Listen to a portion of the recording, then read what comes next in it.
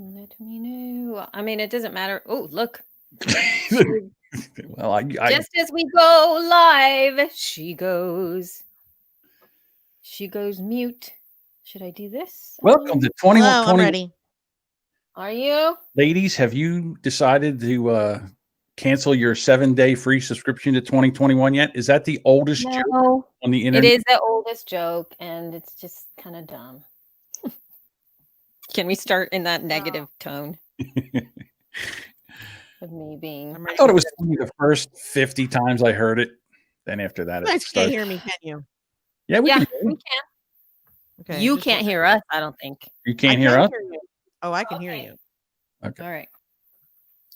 I hear everything you're saying. I hear everything. Hang on, let's change this. Do that. Do that. There we go. Much better. Yes. I'm doing some decorating, not decorating. This is what I'm going to use. Remember when I talked in one of the episodes about me wanting to deal with my cords and a bunch of crap? I was like, and the cords, and it's so just, bleh. So I found these little things. Oh, yeah. You can put these on the wall. So then that goes on the wall, and then I can just open it up and then stick the cord. Nice. And then I could just have them hanging. Right? That works. No, they're like these they're called command brand. Yeah, they're supposed to, you put them on the wall and then you can take them back. You pull the thing and it's supposed to take them back off again. Yeah. So it's supposed not to take the paint off. Yeah. So then that way we get that. And then that way I can just put my headphone cord here. Mm-hmm. How's it going, Jess? You doing all right, Miss Pixelated? I think so. Am I still pixelated for you? No. Not really. Kinda. Oh, maybe we're live on our we're live on our stream. Not to take the paint off. Oh shit, sorry. Oh wow. Yeah. That's really loud. Sorry. That's how far we are behind.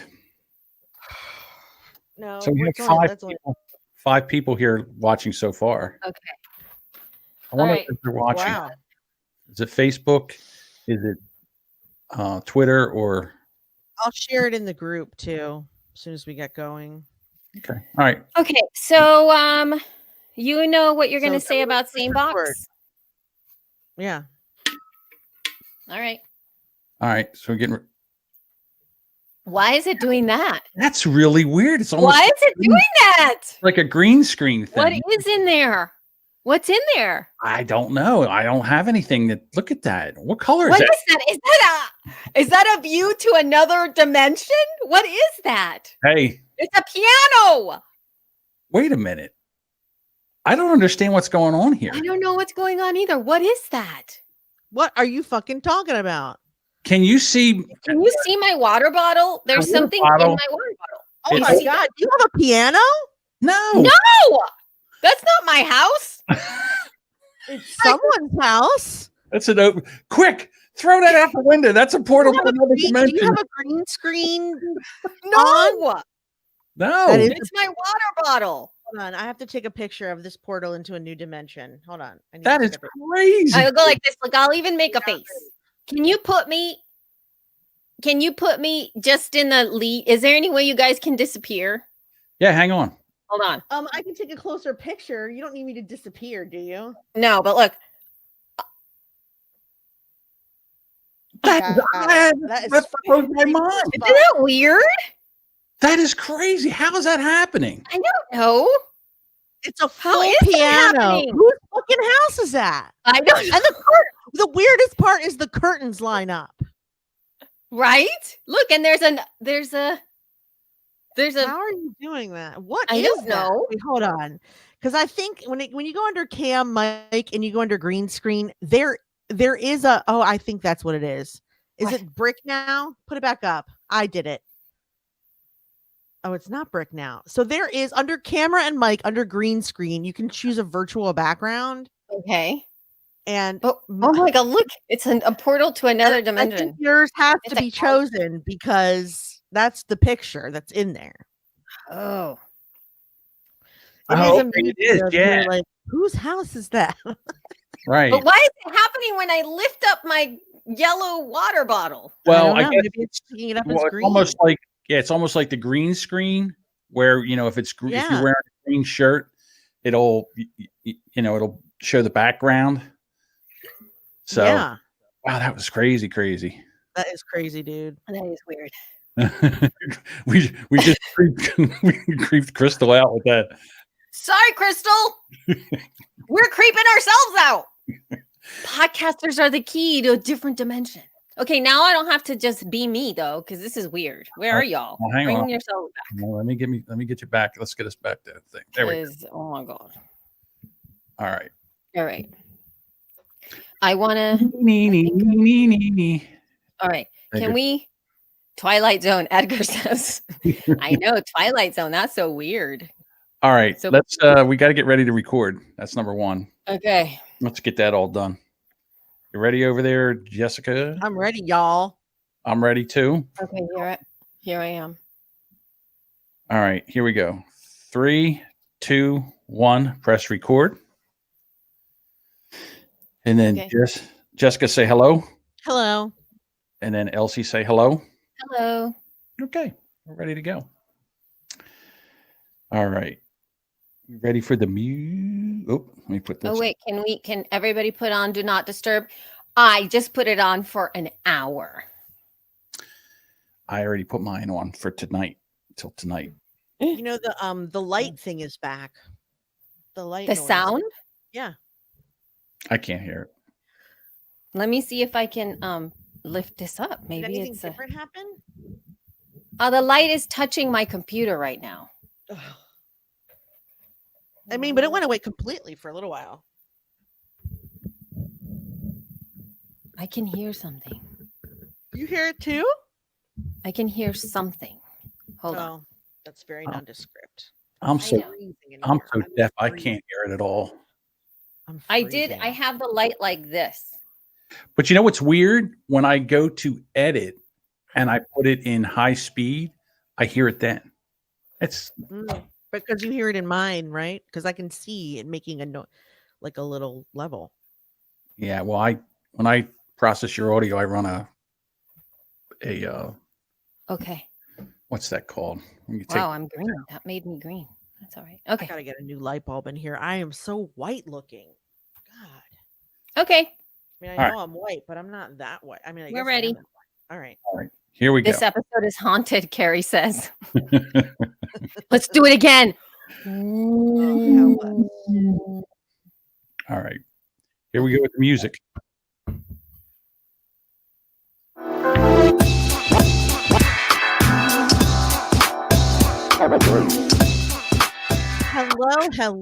Hello, 2021. Hello to our listeners. Hello to all the She Podcasters and She Podcast fans. This is Jessica Kupferman. We are on episode 297, almost at It's me. 300. What the fuck was that? I don't know. I disappeared. I flickered. Because the Okay. episode is haunted. All right. Sorry. Freaky things are happening, but Yeah. before I get to that, let me just introduce my co-host, the delicious Elsie Escobar. And then with us, as always, the very juicy John Jamingo. Wow. It's a good word, right? Juicy's good. Juicy Hey, is good. Shaletta.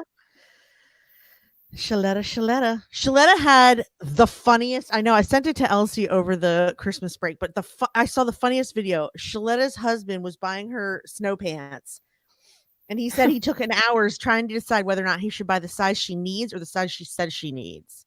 And he ended up buying the size she said she needs. And then Shaletta posted a video of him trying to help her wiggle into them. And he's like pulling the things up. She's like bracing against the counter and she's like trying to like wiggle herself. It was so flipping funny. I never saw anything so funny before. I was like, damn, that's hilarious. She was so serious. Shaletta, you were so serious And the about it. best Both part of is you. she got them on. I know you I was did. so happy. She did. But all I'm saying is that there was very, very serious commitment to getting those pants. Like there was no, like it was just like, let's do this thing. This is a serious matter.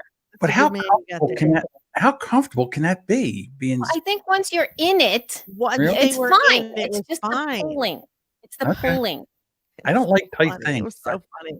I like loose. Have you never? I mean, maybe the whole skinny or tight jeans phase like passed you by in like the late 80s, but that shit was tight. Yeah. Yeah. And yeah, it I was. hard never to got get over it. I had to I lay down couldn't on the under- bed to pull them up. Yeah. If Yeah. I could have had the nickname Droopy Drawers in the 80s to be. Oh, that's unfortunate. No, I know. That's probably for a lot of reasons, I would guess. I had no butt. Yeah, Oh, me but- too. Anyway, so Anyway. so here we are today. We have a lot to talk about. Firstly, happy New Year to everyone who we haven't talked to since before Thanksgiving. I hope everyone's holiday was good. I hope everyone's Christmas and Hanukkah and New Year's and everything has been good. When you hear this tomorrow, well, if you hear it on the exact day that it comes out, which is Friday the 15th, that is the day before my birthday. Woohoo! And then we are doing a birthday special. So check out our social media for a special birthday surprise from Elsie and I to you, even though it's my birthday. Hers is about 2 or 3 weeks later. So we always try to run like a special birthday present in between our birthdays, even though she's turning way older than me. Like way. I am so much older than Jessica. She's actually like 5 months younger than my husband. Nope, she's older. No, I'm you're the older younger. He turns the age in June and then you hit it in February. And then he turns the new age. So yeah, about 7 months older is my husband. So technically we're the same age, even though she and Scott will die first, which is what matters. Anyway. Hey.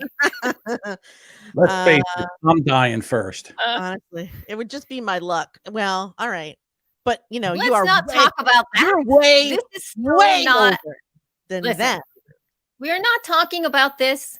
This Okay, is not fine. something we want to be right about or talk about it. We were trying to come up with a contest to run, and I was like, can we run a contest where they guess how young I could get away with? And that's how they win. Like, if they could just tell me, like, how young could I look and lie about it? Like, maybe they could win something that way. Like, Rebecca. Oh my gosh. But then, Jess, that would be something like, oh, you look like you're 18. Well, that's know what I mean? clearly horse shit, though. I mean, like, I would buy 39. Well, it depends on when. I think it depends on when, because I was thinking, like, if you are still and you don't move like this, if you're like, like, or a good angle, then you could pass for much younger. I'm mean, saying you as a general, not you, Jessica. if but I had then a blur stick and some filters, then yeah, I probably could look 29. But it's also I'd need to lose like 100 pounds. The neck always gives it away. Well, my neck is nice and firm because it's like really bulging out there these days. So it's like real smooth. It's like mostly made of butter from Christmas cookies. Is like it just buttered up my chin. Anyway, yeah. So, no, I was just gonna say, oh yeah. So speaking of looking younger, that gives me a really good segue into some tech stuff that like I just wanted to breeze over, Okay. over it for a minute, if that's right. okay.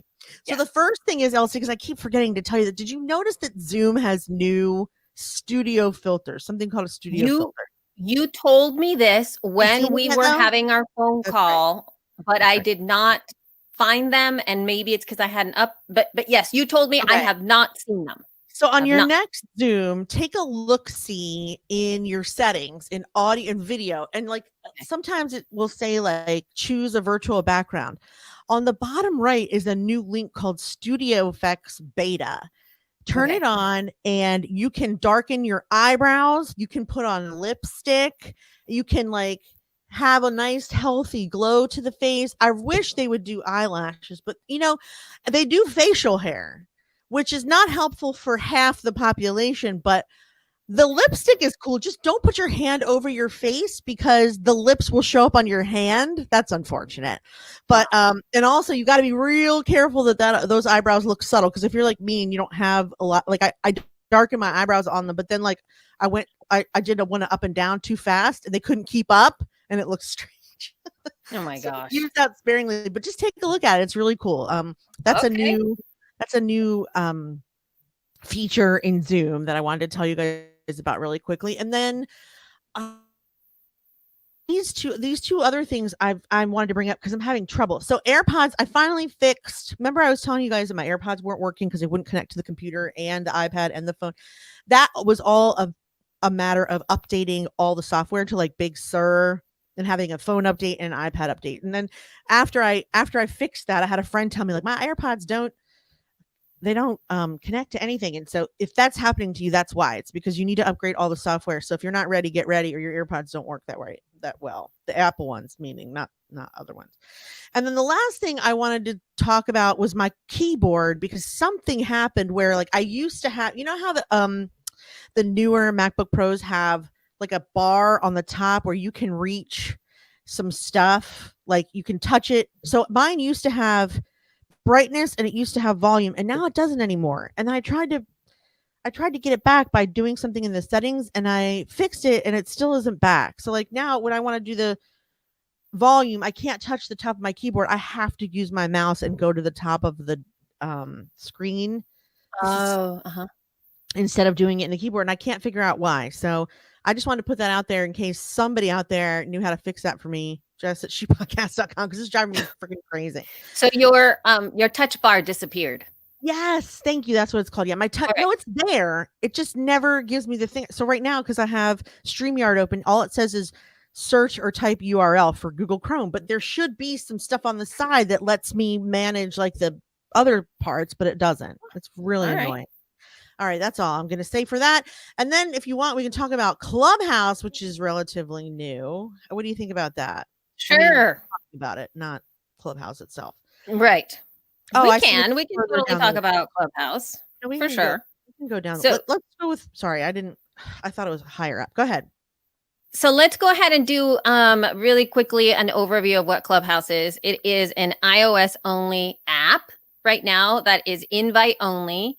And the whole premise is it's sort of like, it's like an audio only Zoom call with no video. It's like, yes, it's that. It's like a giant group call. And yeah. And then people have been using, I'm sorry? Because Zoom has chat. Right. Zoom has chat. So there is no chat in Clubhouse. You can't like anything. You can't like anything either. So it's just talking. It's like a giant, and then you can see people's little circles in there. And then there can be like Clubhouse or club moderators where you lead a discussion. You can have people like do like it. They can have like a different, people taking turns talking about a specific subject, stuff like that. And people just come in there and have been creating clubs left and right. And again, it's very exclusive still. You have to share your actual phone number with whoever is going to be inviting you in to Clubhouse. And when you give away your invites, I'm sorry? I didn't realize that either. Yeah, so you have to do that. Or here's the other thing. I think that there's a place that you can go, and please, those of you watching that know where to go request and to put away your username, because you can do that without getting an invite. So like you can kind of like put that on hold if you want to join Clubhouse, but nobody has given you an invite. Then if you do join, or somebody who has joined and has invites already, when you go into the platform, it will tell you if you're connected with them in social in some way. It'll say, do you want to give, like I'm using you, Jess, even though you're already in there. Do you want to give Jessica access? And then all I have to do is say yes. And then you're in. So then I don't have to share my number or your number. You don't have to share your number with me. What's happening there is if you've connected Twitter and Instagram, which is all it connects to right now, then if Clubhouse sees that one of your connections wants an invite, they will just blast it out to everyone who's connected to them. No, you just probably, because that's what happened with me. You just happened to see me first, I think. Yeah, I was there, but also because I'm connected with you on the phone. And also Carrie brings up the other thing too, is that country codes matter. So it's also primarily US based, or I that's what I can say, because I don't know enough about it to really speak into that. There have been ways that people have gotten away with joining Clubhouse that are outside of the US, but I think that you have to jump through some hoops in order to do that. So it's a little bit on the hack side of things. Miss Carly Nemo, I'm calling you out even though you're not here. You're probably sleeping, Miss Australia. Yeah. But I know that you got yourself into Clubhouse, so why don't you send in some audio feedback? I'm asking you to do it. This is your homework, to tell us how you hacked in. And look at Lena. Lena is once again upset. She gave us the because, angry emoji. Well, because poor Lena. Lena, well, mind you, she's not in the US. And she's also a pioneer where she is a pioneer, but she can't even talk to us on our text, our community. No, it sucks. Speaking of, I forgot to send you guys a text today that we were doing more. She deserves so much more. Yes. So much more. I know. Sucky. So speaking of community, there's our community at the bottom, 302-240-3425.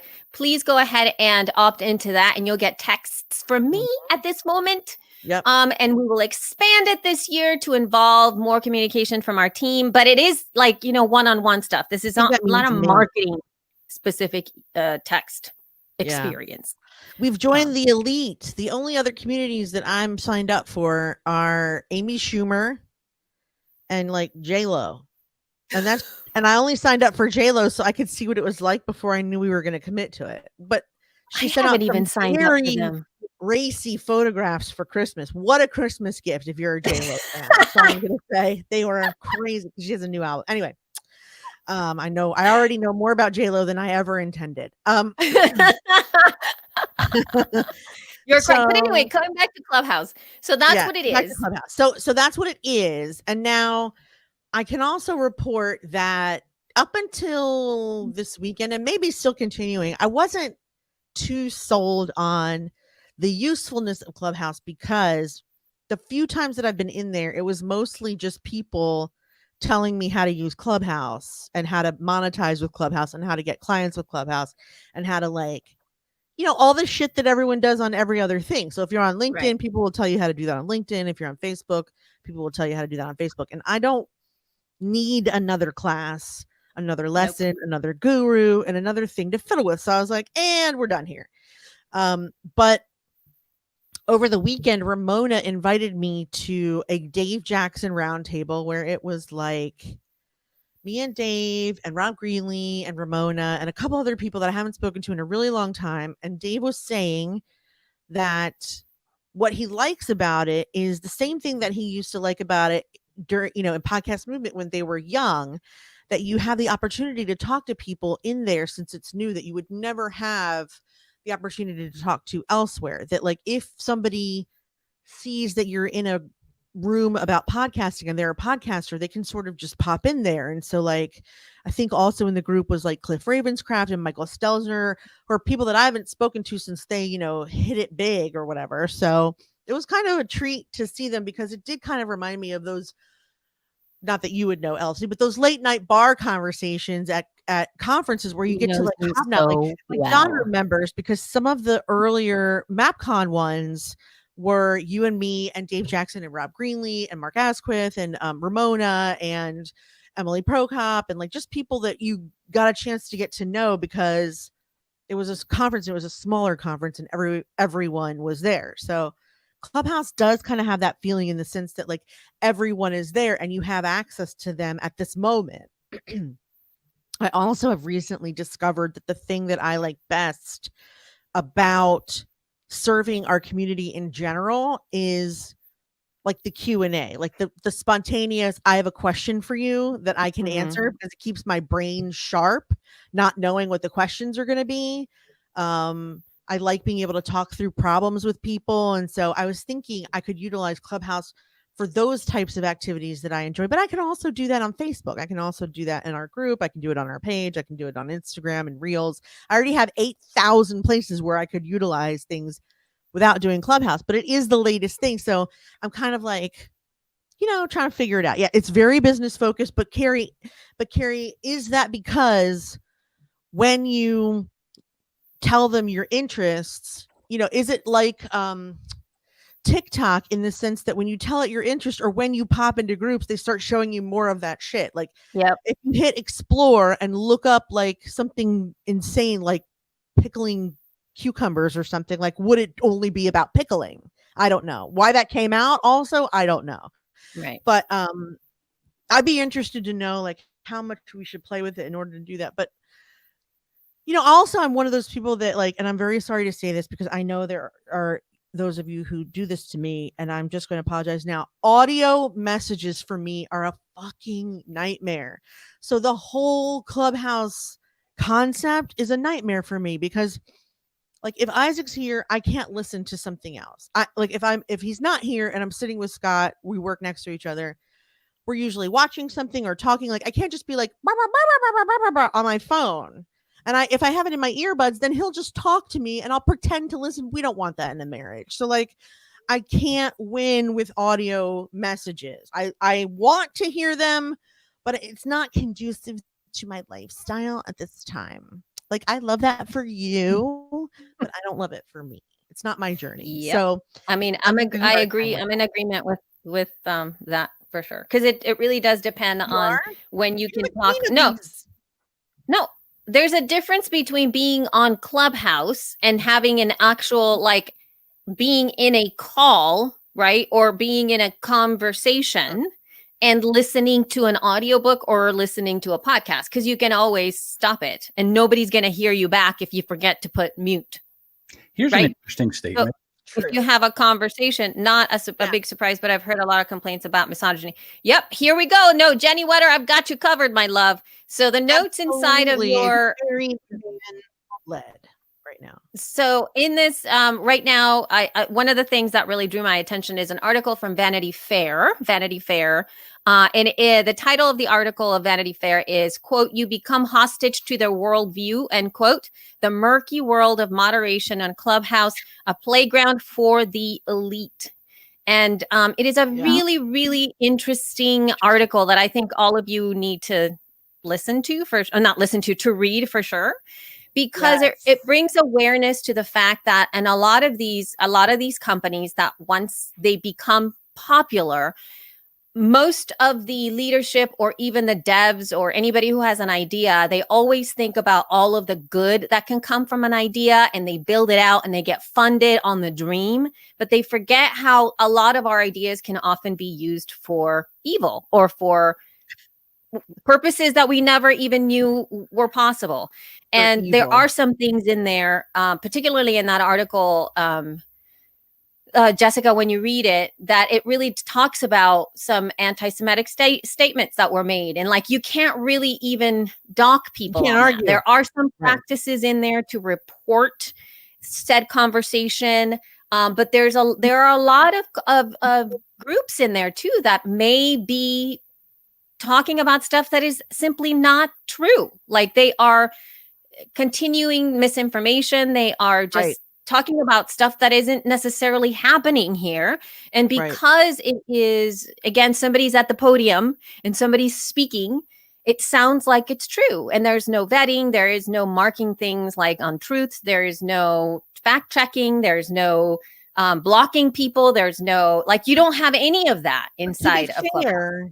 That happens everywhere. I mean, like if we're talking specifically about, let's just say our industry and not flat earthers, right? But if you're just talking about our industry, there are podcast consultants out there everywhere that are giving people the wrong information. And then Dave Jackson complains about how they call into Libsyn support and he has to reteach everything because whatever person taught him was a moron. Right. No, that happens with or without Clubhouse. Right. But we're not talking about just people being morons. We're talking about the responsibility of somebody that builds a tool and then other people use it and then they don't set up safety features. It's sort of like you build the movie theater. It's amazing, but you didn't really build any fire exits. Well, but then whose fault is that? Sorry, y'all that are in here. We monitor every piece of misinformation out there, and you can't always decide what's misinformation and what's not. If you get into that murky water, it can be very dangerous. Like I realize this is now getting into the conversation about the United States president and whether or not he should have been banned or not banned. But let me just say this, like, if it's clearly false, because scientists have already discovered the opposite, that's one thing. But even there, you'd have to monitor every goddamn tweet and every goddamn Clubhouse. And how is someone at Clubhouse supposed to hear every word that's spoken when there's no script, no chat, no text, no likes, no nothing, nowhere to argue, nowhere to complain, nothing. So it's, yeah, they've built this.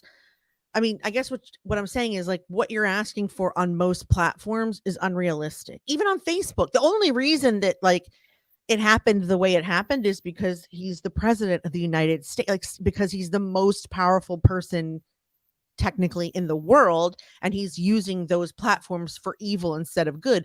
But if it were me doing it, if I decided to tell everyone about the flat earth, no one would care because I'm no one.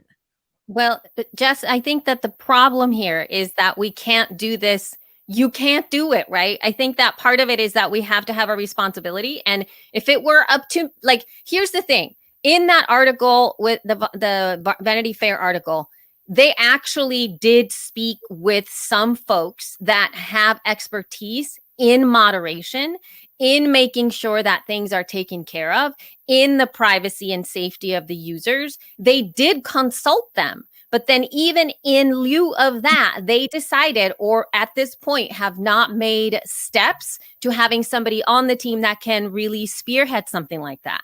So I'm not here to talk about whether or not people should be banned and all of that stuff. I'm talking about when we build things, it is our responsibility to make sure that we are taking care of the people that come into our rooms. The end.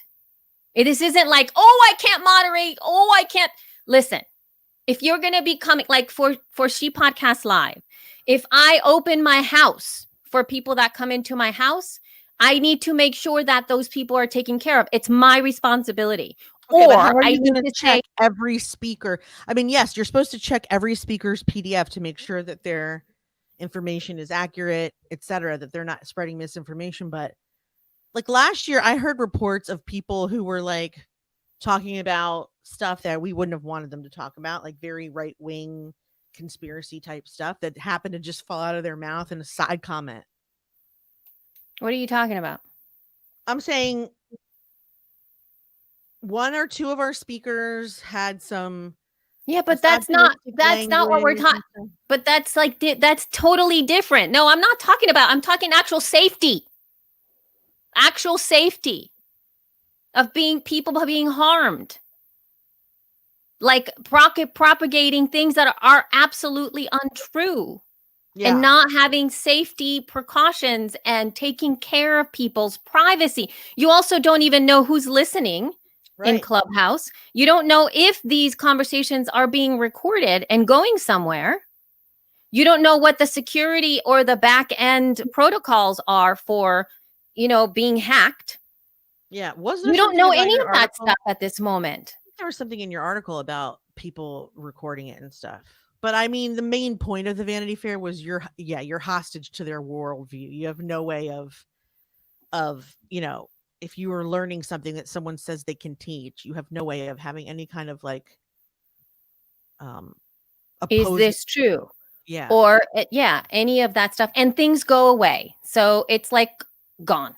There's no accountability for what somebody said. It's missing. It's gone. Right.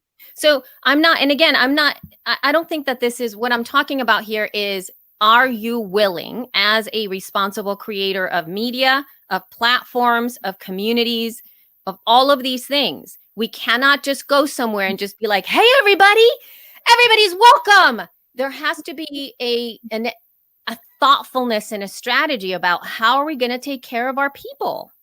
In what way can we be helpful? How is our intention actually going to not be harmful to some folks? That's it. It's just being proactive in that and to invest in people to help you out to figure that stuff out. So it's not about like, I can't monitor everybody. Right. We can't. But if you want to build that, I do feel that it is our responsibility to make sure that everybody's taken care of. That's just what it is. And I had to learn that, even when I was teaching yoga, it is really, really hard when you're planning an amazing class and somebody comes in and goes like, Oh yeah, I'm recovering from this. I had a class that did this. I'm recovering from breast cancer. I just got out of the hospital. I broke, and this is another person. I messed up in my lower back, and then another person's like, my shoulder. I have a relocated shoulder, and they're all in my class. And I sit there and I'm like, okay.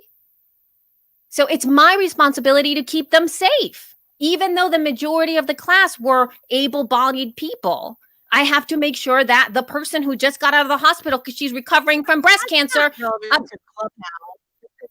No, all I'm saying is that I don't care. It's a larger conversation that people need to be mindful. And just because it's the newest, shiniest toy and it seems like really, really cool, you have to always know where you're inviting your people and to make sure that you protect them in the best way as possible. So that means that you, as you moderate the rooms, you need to be aware, how do we protect the people who are joining here? What is appropriate? What is not appropriate? Just answer that for yourself and have somebody make sure that it's fine and it's safe. That's all. Because it would be appropriate to put on the speaker application, if you're Republican, see yourself out. Dude, I mean, how far are you supposed to go exactly? I think that there's a worldview that we all need to, like, the way that you live your life is the way that you're going to make. I don't agree with that, but I just thought. Yeah, but you can't, like, it's like, no, because I think that that's really reductive. I think it's reductive in being able to do something like that. A lot of assumptions about people based on who they voted for president when, I think a lot of those people who did vote that way for president didn't vote because they voted for him. They voted on issues that they can't avoid. So, right. So it's a lot more nuanced in so many different things. Yeah. And then we hope that those folks are helping out in creating safe spaces and are thinking about these things. But historically speaking, sticking to tech, the tech industry in Silicon Valley tends to err on the side of not thinking about these things. Right.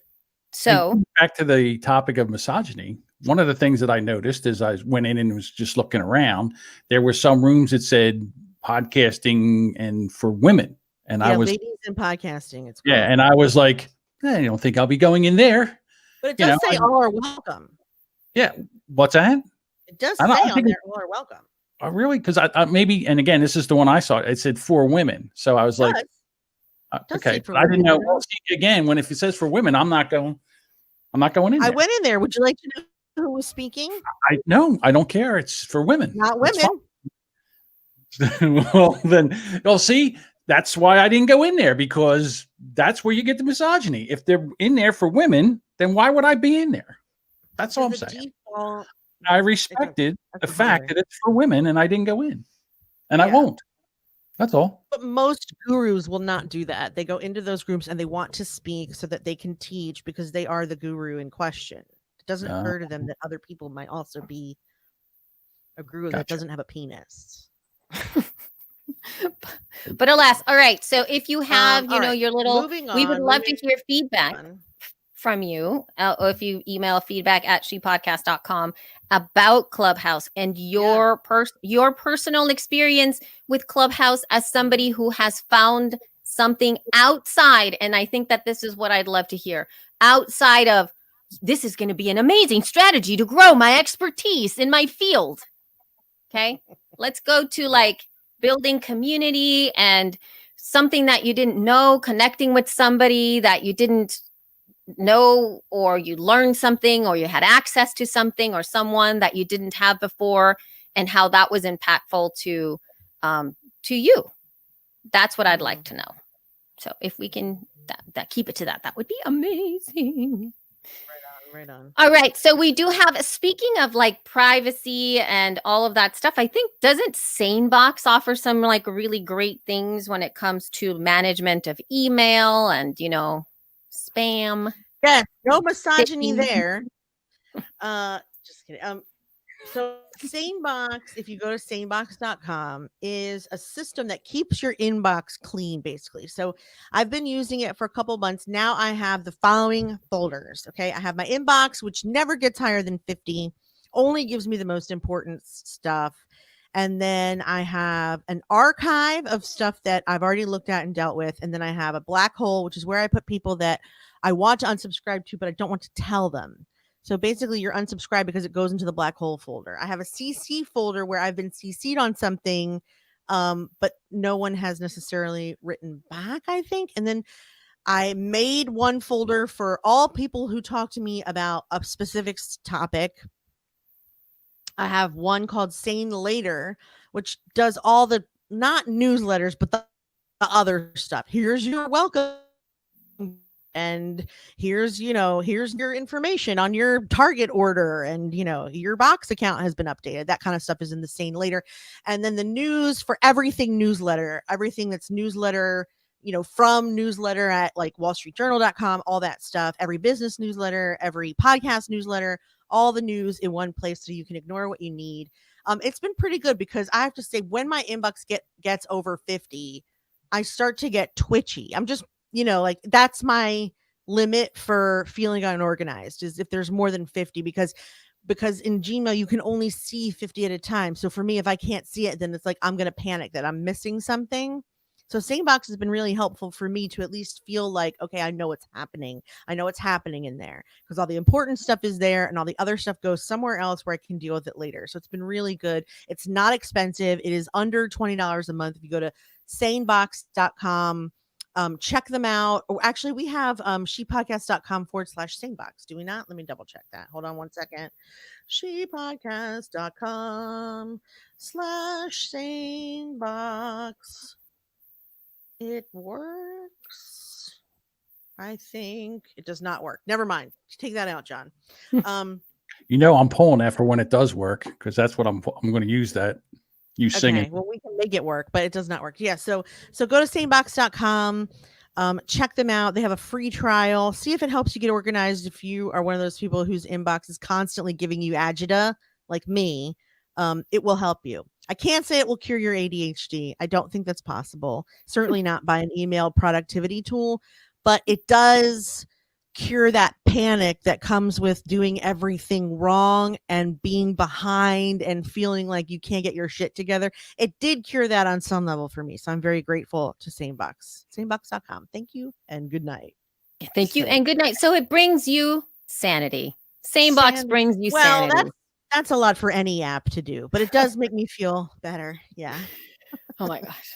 Okay, moving on now. Like, let's say congratulations to our friends. And I'm saying our friends, even though I'm not really friends with them at all. But alas, we pretend like we're friends because we use them all the time. StreamYard. Oh my God. Totally thought you were going to talk about the Golden Crane Awards. I'm like, we're friends with them. No. StreamYard was bought by Hopin, which is like a, virtual events platform, for $250 million. I mean, Chakalaka. Oh my gosh. So what do you think they're going to want to do with StreamYard? Just love it so much. Well, according to the article, according to TechCrunch, they're going to leave it alone. It seems to me that they have, that they're essentially, it's really going to give them the ability to scale faster, StreamYard, to be able to, I'm sure, be able to hire more people to implement some of the requests that they have gotten, because they historically have been very bootstrapped. StreamYard has. I don't think that it's a very big, I mean, I don't know, John, if you know much more extra in terms of the behind the scenes, but I do believe that it's a very small team. 20 maybe like 2 or 3. Oh, there's the 2, Gage, and I can always never remember the other guy's name. But there was, when I went to schedule this, there was a video in there. Gage had a video in there and talked about it. They said they're going to leave it alone. Yep. They started out with just the 2 of them, mm-hmm. and now they have a company of 20 people, and now they're going to the new company, and they have they're about 300 people. Right. To be able to scale, but it is going to be separate, and. Yep. I thought, how I love StreamYard, and if they are doing other things like making it where we can separate audio and stuff like that, it's going to be a game changer for podcasters, in my humble opinion. Yep. Well, sorry, go ahead, Jess. On the top of their website, it says Hopin acquires StreamYard to supercharge virtual events. So that's what they want to use it for. Yeah. To be able to do like the way that Huva uses Zoom, because it's like kind of incorporated in there. which is, I think is, I mean, it's a fabulous acquisition, but I am a very, very big fan of StreamYard.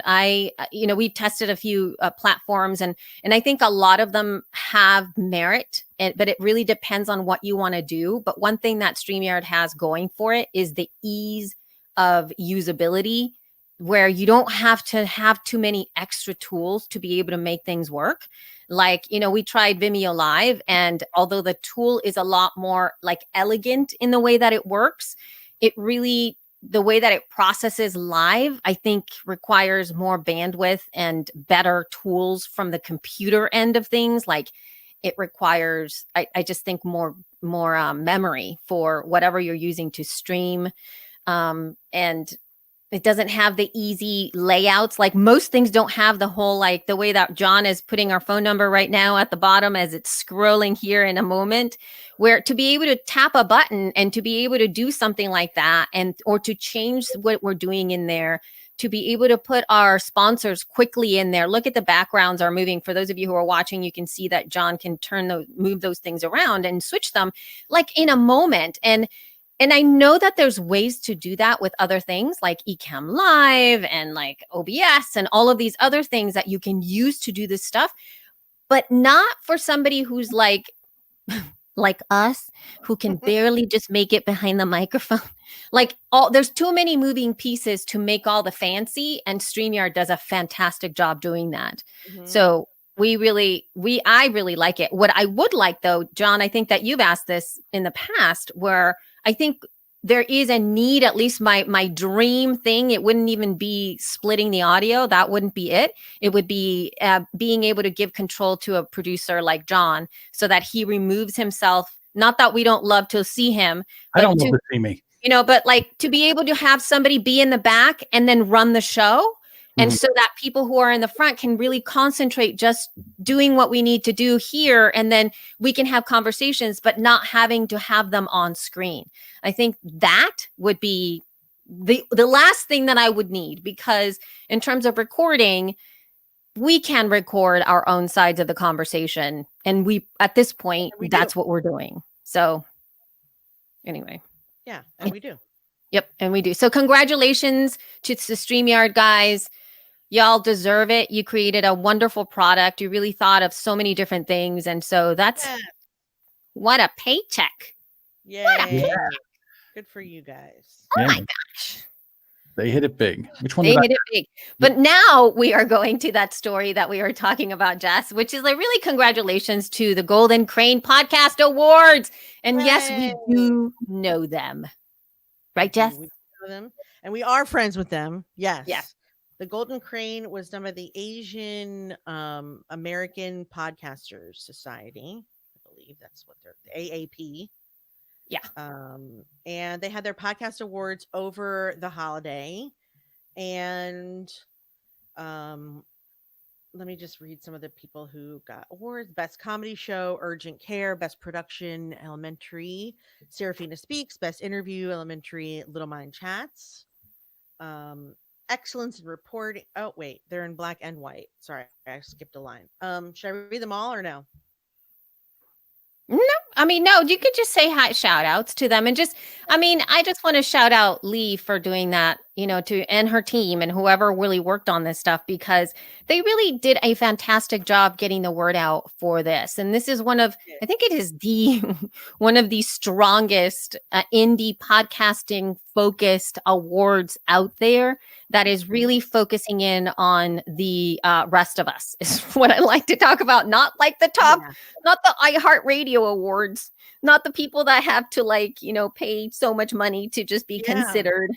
Not that, but just the rest of us in the community, and bringing more voices into the mix and making things fun and accessible. And so good job, Lee. Good for you for making it feel inclusive and making it feel good instead of making feel, because what I find with a lot of the awards is like, I'm never going to win that. Yeah. You know what I mean? It's like, why bother? Why bother? Pointless. Yep.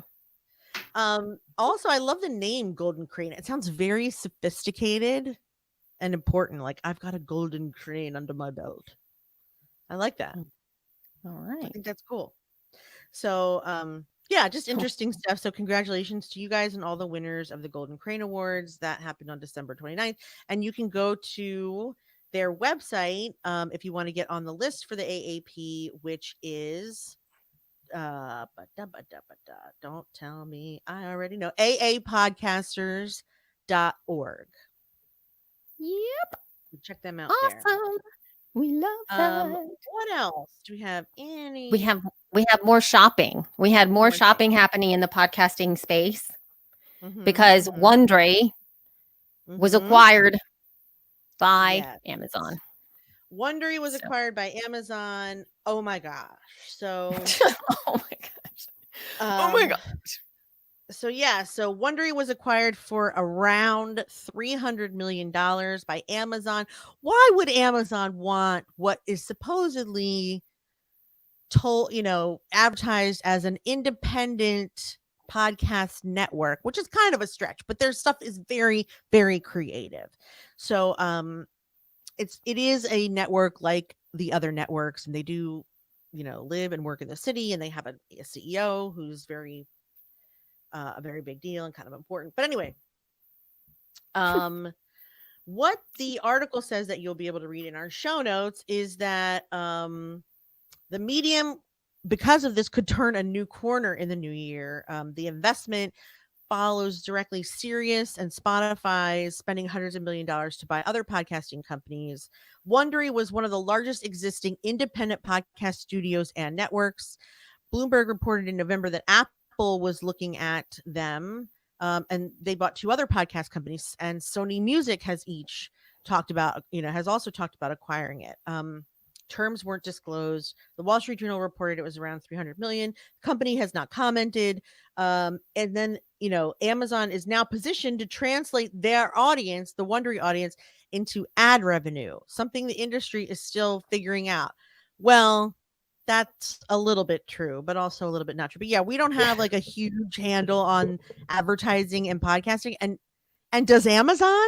I don't know that they do. Well, either. I don't think that that's what this is about. Maybe. This acquisition to me is all about content, and it's what at the bottom part of the article, which is, where is it from? It's from Bloomberg. It says that, when it comes to Wondery's existing listeners, the company could, and this is what I do agree with, and I think that this is what I speculate about, is that it could experiment with its new podcast network in various ways, such as turning shows into video programming for Prime Video, or using Wondery programming to increase engagement for its smart speakers. So I think that there's like something around the content and the creative of Wondery and their understanding of storytelling and the kinds of stories that they were telling, and that audience to translate it into another model, which I do feel is valuable, because even now, like I remember how excited I was when, Dirty John came out. I got totally obsessed with Dirty John, and then it was made into a series. Yeah. And I really enjoyed watching Dirty John as a series. In fact, lore has been made for sure into something like that as well. So this is a great way to have like all this like cool content, which I think is better. It's kind of like a holistic approach to creating something. Now they can create podcasts or have Wondery support in terms of, can you imagine you release like a Prime movie or a Prime something specific series, and then they have a corresponding advertising and all of the Wondery stuff, because they do that already. They do feed drops all the time. Why do they need Wondery to do that? They don't, because I know a lot of podcasts that I edit for have Wondery feed drops that they put in during the week. So they don't. I would like to put out an official prediction. Okay. I got one too. My prediction is that Spotify, Sirius, Amazon are all going to seriously regret these decisions to make these companies worth hundreds of millions of dollars, because they may be worth that in advertising, but that doesn't necessarily mean that if Amazon doesn't need those companies in order to make advertising dollars, and they don't need those companies in order to make original content. They can just, and have been, making original content all along. So why are they buying them? I mean, I like your speculation that it's for, that it's like holistic, well-rounded, like ways of taking brilliant content and turning it into other stuff so that people can sign up for Prime. Mm-hmm. Yeah, that's okay. But what about in Sirius's case? Like, why would they need Pandora? They already have all the music channels they could ever want. It makes no sense to me. It could eat their competition, but it wasn't that much competition. Like Pandora was just hanging out doing what they do. I kind of think it's the big three. So it's Apple, now Amazon, and Spotify. They're going to go toe to toe with podcasting, music, video. But Sony is in there too. Sirius XM is in there too. They're buying companies for huge amounts of money. And for the life of me, I cannot figure out where the connection is. And I know that the people who are getting the money don't give a shit because they're just like, sure, you can buy me and control me. I don't care. It's $300 million. Fantastic. But what are they going to, what is that money for? Why will it make them better? Why will it make them bigger? Why will it bring them more money? Will it create a monopoly? I can't see any logical reason why this is happening and why everyone is celebrating it. And until I do see that, I just shake my head when they spend all that money and go, okay.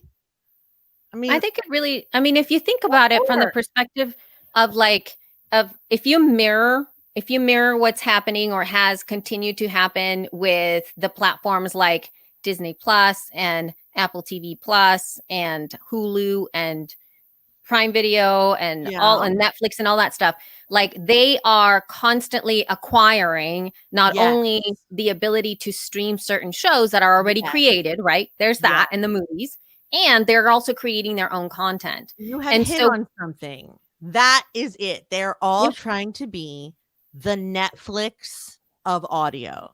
Well, I don't think it's the Netflix of audio. It's like they're trying to create but the whole entire ecosystem of the things that they're creating is what is happening here. So it is expanding in a way that they not only have creative, right? So they have creative. And so what they're trying to do is not only have the mechanism with which to deliver the content, but also have a team that can create to do the creative, which is completely different. They have Audible. They have but not in this. But I'm saying is like it's kind of like saying like, well, for Netflix, for them not to acquire another movie thing or not to acquire, it's like the more the merrier. This is where all the stuff is rents that stuff. They get contracts with Netflix for X amount of years, and then they can renew or not renew. But Netflix doesn't own Adam Sandler.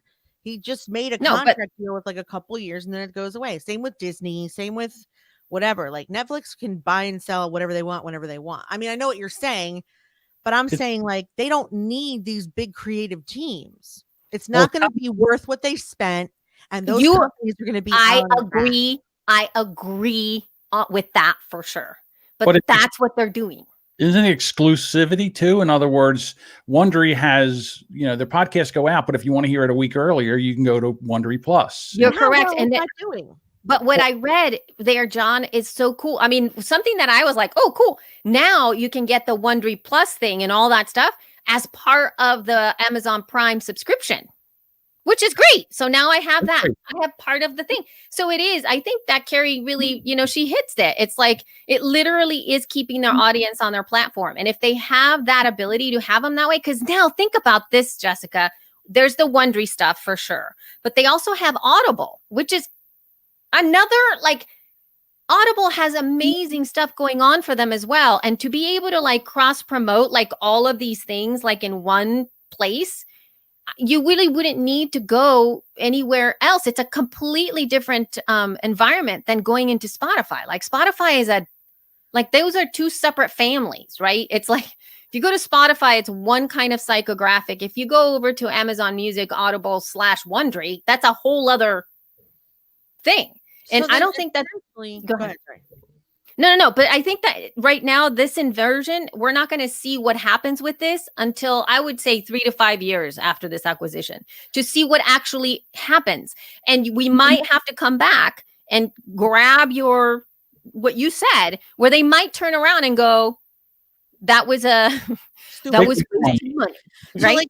So Carrie is saying they're going to do virtual tours where you can buy stuff immediately. The shopping component is coming to podcast content. So what does that mean? You're going to start being able to download episodes $2.99 at a time? Like, the only good thing I can see coming of that for each of these companies is that they will be out of John's sandbox and he will be able to play with his friends the way he did before, because there will be no, all these bigger networks are going to be bought up and they're going to be selling off their episodes $1-2 at a time, and they're going to have exclusivity on all the content. And then the people who are just podcasting for the glory and fame of it will go back to doing it without having to worry about all these other networks as competition. Well, Jess, no, I think what Carrie's talking about is not shopping for audio. It's shopping for products. Where? Right. So they have Amazon Prime. Yeah, because if you're buying, I want a table. I can through the audio and Alexa and everything intertwined. I'm going to be able to shop while I'm listening to a podcast, a product.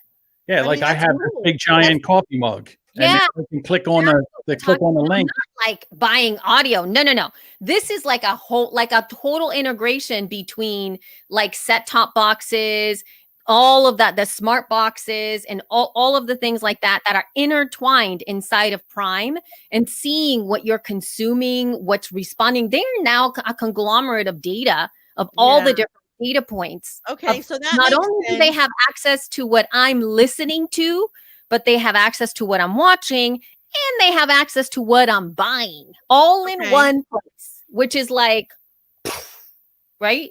And they also have the speaker. So in other words, I'm not going to say it because she'll start talking. Right. But I have the lady in the disc or the tube, and I've been experimenting with listening to podcasts on that. Mm-hmm. And I like it because so what I can do is I'm doing something, it comes to a commercial. I just yell, "Hey, lady in the disc, skip 30 seconds, skip 1 minute." Right. And then boom, I'm right back to listening again. So it is kind of neat, but it is like I said, I'm just learning how to use a different technology for when I'm here. When I'm in my car, it's totally different. I use Overcast and I love it. And now that Elsie's favorite person, Joe Rogan, is on Spotify, I find that I'm annoyed that I have to go there to listen to him. And I also have to say that I noticed that he is very different when he talks because he's on Spotify. He does a lot of hemming and hawing and both siding and stuff like he never did before. His show has changed. Yeah. Very interesting. And he's not going to be happy, and they're not going to be happy because they're going to lose audience. And this is just all a big fucking mistake. But all of it has been a mistake from the beginning. Wall Street, everyone getting into podcasting and trying to make it into some giant business. I mean, it just means that advertisers are pouring their dollars into it, but the people selling it, which I've said for 5 years now, don't understand what they're selling. So they're selling the wrong thing, which is why it's not. I mean, I thought it wasn't going well, but I still think that these purchases is more evidence that it's not going well, because now they're taking drastic measures to make it successful. And you never know. I mean, there's enough money. Maybe the money will finally get people hired that do have the brains to make things work. Because that's the other thing. It's like a lot of us know how some things work, but we don't have the resources to be able to implement whatever our strategy is. And the other thing is that even if, and this is really tough because of the way that our brains work and the real incredible minds that I feel are really accessible in podcasting that are doing wonderful things or have great ideas are the type of people that are not going to give up their life to become an executive at a company that's going to own them. And even though they're going to have lots and lots of money, they're not going to be able to have the lifestyle that they choose to have. And the only people that are going to go for that are the people who live in certain areas. No, I know that's what I'm saying. I'm not saying everybody. I'm saying that especially even though I'm a huge fan of Apple. I'm also a huge critic of Apple as a whole.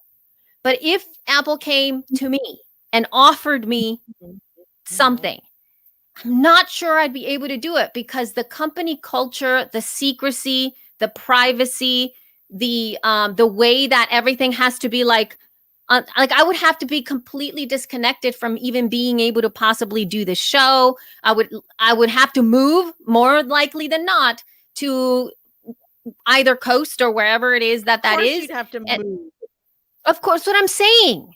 And so what if that's not like, so there's people who are not willing to do that. What? You're the only person that I know. I doubt it. You know what? Let's go.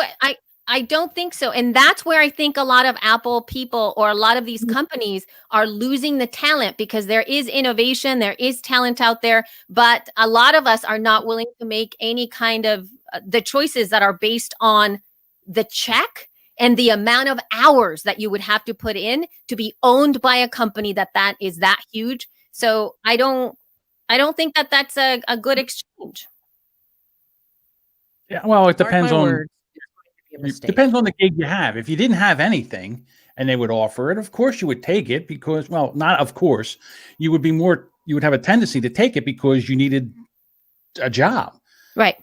But now, you're an entrepreneur, you have an entrepreneur spirit and lifestyle, and you wouldn't take that because you are able to make the living that you want to make, set your lifestyle the way you want to set without all that. I think that you've also nailed the fact that it's like, I'm a middle-aged woman. I've done all the things. I mean, most of the things.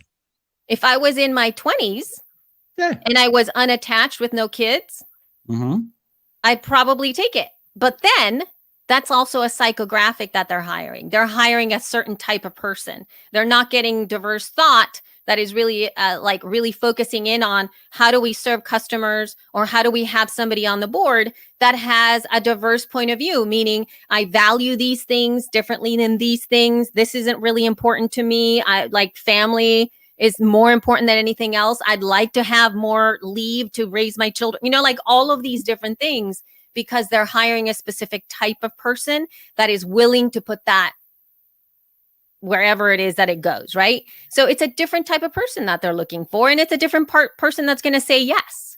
Right. And then as celebrities come out of the main media and come into podcasting, and then their audience finds them there, and they can be more of their, their honest self and having to worry about what corporate's going to say if I say this or I say that, and they can be their honest self. They can build their own company. Megyn Kelly started a podcast now. It's doing really, really well. And she, if you like her, you're going to be there listening. If you don't, you don't. But she's going to be able to make more money. There's another person, Cheryl Atkinson. She was on the news for CNN and headline news and stuff like that. She has one. She says she makes more money now than she ever did in the corporate world. So it's an opportunity. Cream rises to the top. Always has. Yes. I just think that everyone is celebrating like how great this is for the industry. And I don't think that it is as big of a break as they think it is. Right. So we'll have to see. Wait and see if I'm right. I'm never wrong. But we'll see. My gosh.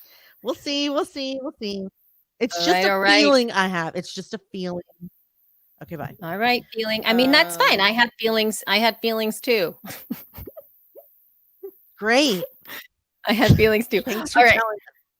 I know, right? So shall we take it out with some tool tips and we can finish off the show.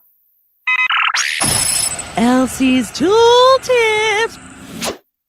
Y'all, I have a new tip, or not a tip, a tool, a new tool. So I have recently purchased a MacBook Air. It is a M1 MacBook Air. So I have the latest release of the MacBook Airs.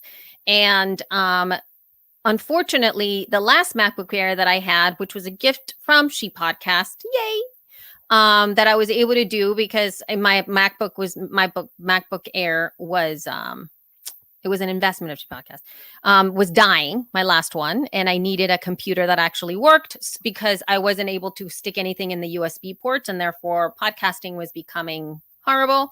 I had to make that, to get that laptop, like in an emergency setting. So it wasn't like I needed this. It was like an emergency setting. Oh my gosh, where did she go? Did she go? Oh my. I don't know. Okay. I'm assuming she's going to be back. It says device not connected. Oh no. Oh crap. I'm just praying that she had her computer plugged in and it didn't go bloop de bloop. What? Why? If we lose audio 3 weeks in a row, I think you need to fire me. Well, it's not you, dude. I know, but I'm just saying I can't. Like, as we start talking, she's not going to come in and not say anything. She's going to come in and go, oh, blah blah blah blah. So I'm not going to keep on talking because here she comes. Okay. Okay. Hello. Hi. You're not on mic. Got to set your mic. Can't hear anything. You're on your computer mic. I think this requires a marker. Yeah. You have to check your computer, your audio too, dude. Did your audio stop recording? Now we can't hear you at all. I don't know what you did. What did you did? Oh, hold on. Your mic says it is muted, but it's not from here. Like, in other words, I didn't mute your mic. It's still muted. See the microphone mute thing there? It's on your end. Can she hear us? Can you hear us? Hang on. I'll use a banner. Oh my gosh, look at that. Can you hear us? Like, let's see. Ooh. It says I'm not connected, says Jess. Oh. I don't know what to do. I don't know what to do. Shall we? Right. We can close the show. We can close the show and then. Oh, wait a minute. What happened now? Now your microphone thing went away, but we can't hear you. I'll say that. We can close the show. I'll close the show. How's that? And then we can figure it out. You're probably going to have to just make sure that you have the recording, Jess. Do you have the recording? Whoops. Sorry, we have to type it. Love you, mean it. Bye. Oh. Damn. Shoot. This scares me. Hi, everybody. Welcome to the show. Okay. Welcome to the bed. And now you wonder why we're not on Wondery. That's right. Because this is number 3. How can this be happening? I think in my heart of hearts, it has to do with Jess's computer. But she keeps on getting computers. Meaning she keeps getting the computer. You know what I mean? She's updated her computer. Speaking of computer. Anyway, I'll talk about my M1 Mac in the next episode. So we're going to, how about this, John? Yes. We can. How should we transition? So we finished and then we did tool tips and then she went away. How about we just finish the M1 talk and then talk out it and then just go to the ending? Just do a quick, finish up of what you were talking about, the Mac book. Or is there any way that maybe what I'm going to do is I'm actually going to talk about the other tooltip that I have here? Let's do that. I'll do that, and I'll talk about the M1 Mac later because that's a longer conversation. Right. I'll just cut everything. I'll cut everything out and then put that in there. Okay. So I'll go ahead and talk about this. Mind you, I'll be earning my money this week. Hold on one second. All right. I'll start. Just like you were, like the music just. Yeah, the music just. Okay. You know what? Hang on. Let me do this. Whoops, wrong one. Elsie's tool tips. Okay, taking it out this time with a little bit of tool tips here, y'all. And this is affordable stuff that you can have or to start to invest in to take your podcast up a notch in terms of audio gear. So M Audio has released Mac and iOS, audio interfaces from just $49. So what are these little audio interfaces? There are like generally like a little hardware box or something that goes in between your microphone, then the little box, and then the computer, or sometimes it plugs into other things. But that's really what it does. And in these little boxes, it gives you the option to turn the gain up and down, to have like mixed minuses at times. Am I wrong with that, John, when it comes to like possibly having a little mixed minus added into the mix? Also maybe some adding an addition to, like, let's say you and your significant other are recording a podcast and you are having a guest come on, and then you guys are both together side by side. Having an audio interface with 2 XLR inputs helps you both be in separate microphones, and then the person can actually hear you on the other end. So that's what audio interfaces usually serve to do.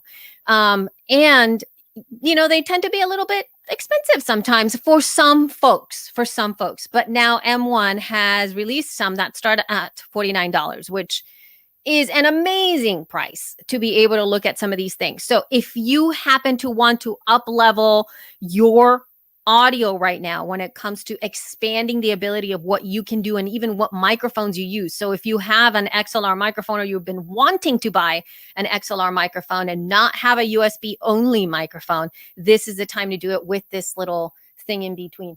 I'm smelling like, I hope it's grilled cheese and my girls are not burning down the house. And so, but go ahead and invest in that. I'll have a link in the show notes.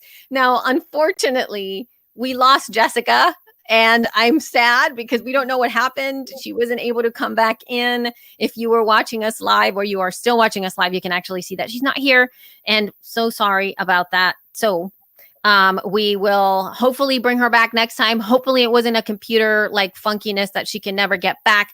But before we go, I just wanted to tell you that we always have our She Podcast Super Squad. And at the Super Squad, we are really amping up the things that we're offering in there. We have an incredible, we have Q&As that Jessica and I do weekly in there. Like, she goes in one week, I go in another week, and we do full on 1 hour answering every single question you possibly can have in there.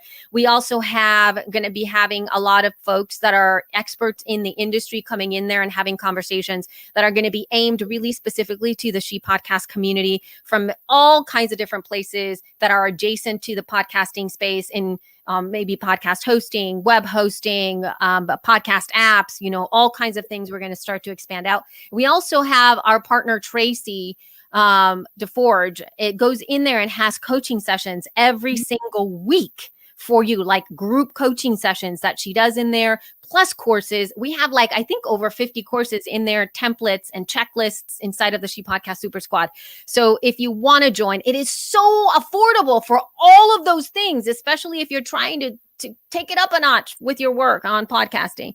Go ahead and sign up over at shepodcast.com/join, and you can be part of the Super Squad, and it's only going to be better and better. So thank you so much. Thanks for sticking around, and we will chat with you next week. Love you. Mean it. Yay. Bye. All right, now let's do it the other way. I'm going to say love you. You say mean it. Okay. I'll say bye, because I'm going to take Jessica's from another episode and pop it in there. Okay, great. All right. So love you. Mean it. Bye. There we go. All right. And the recording.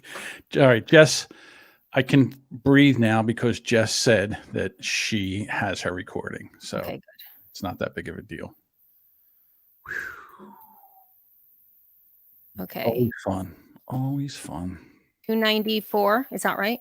Or 290? 297. 97. Oh, I got to tell you, I missed you guys for 3 weeks. It was so busy, John. I did not.